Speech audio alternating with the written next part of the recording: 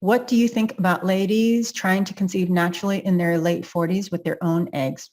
I mean, 48, 49, etc. I feel strange even to mention it to anybody.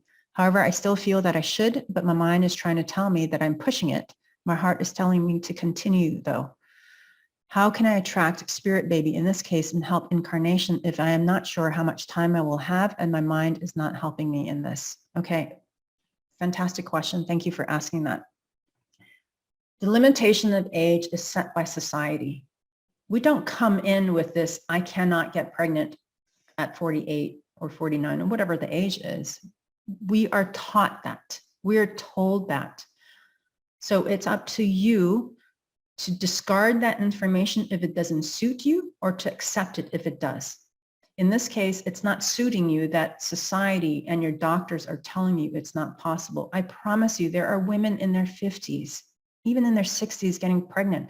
We just don't hear about it because the media isn't playing it up. And they're often in cultures where there isn't a lot of like technological advances, right?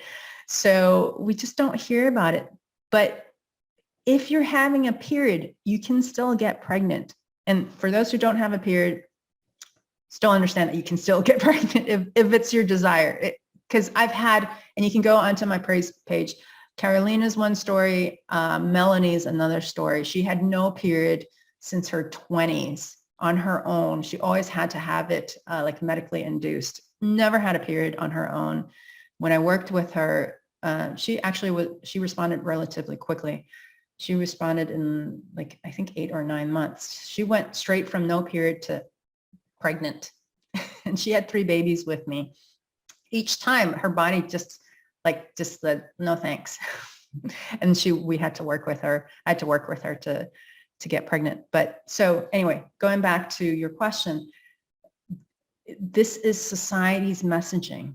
It's up to you. It's a choice that you make whether or not you accept it. Strong defense mechanism, you kind of have to build that when you're bucking the trend, when you're going against the mass collective thinking. So it's possible. You just got to believe it, especially when your heart says that you believe it. Again, the mind is the ego. The mind is all about logic and analysis, pros and cons. It's about the 3D world, what you can see, hear, what you can see and observe with your senses, your physical senses. We are so much more than that. And you have to really absorb that. And your heart knows that because your heart is part of your intuitive self, right? And so it's linked to your higher self. It's linked to the fact that you are source. And so your job, the person asking this question, is to connect, unify your mind and your heart so that they are aligned with each other. And part of that, that's why meditation is so important. You've got to learn how to shut your mind down. For many of you, most of you, you have all these thoughts, and they're not even necessarily your thoughts. They're other people's thoughts that have been implanted into you, and you've accepted it as truth. You have to learn, and you do this in meditation, you have to learn to be the observer of your thoughts. That's the whole reason why we go into the void. And we do that process of connecting with your breath and going into the void is you learn to become an observer of your thought. You as the person sitting here, your awareness is not your thoughts. It's not your emotions. It can be generated from you, but they're not who you are. And a lot of times those thoughts and emotions, you're getting them from other people, from the mass collective. So for example, prime example is COVID. Most people are so tapped into the narrative that they have a lot of fear around it. I see people walking around with masks out in the open, out in the outdoors. There's no one around and they're wearing masks. They've tapped into the fear, the collective energy, and they've integrated into themselves. And so when you buy into what other people say, you're doing that as well. You're internalizing it as truth and you're saying it's truth, but it's your choice whether or not you want it to be truth or not. So that's totally up to you. So you've got to align your mind and your heart so that they are in sync with each other. And that the way to do that is with meditation. With meditation, you learn to shut down your mind so that it's more incongruent. It's more congruent with your heart. And you let time go. You've got to let time go. One way of collapsing time, and I spoke about it, is speed, the speed of decision making. What I see a lot of people doing is they are really slow to action. And so just when you feel when you feel like you want to do something, do it.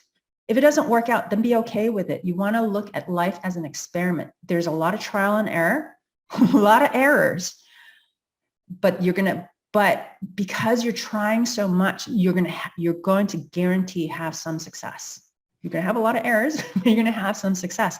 But in order to go through the sheer number of trial and error that you need to do, you have to move quickly.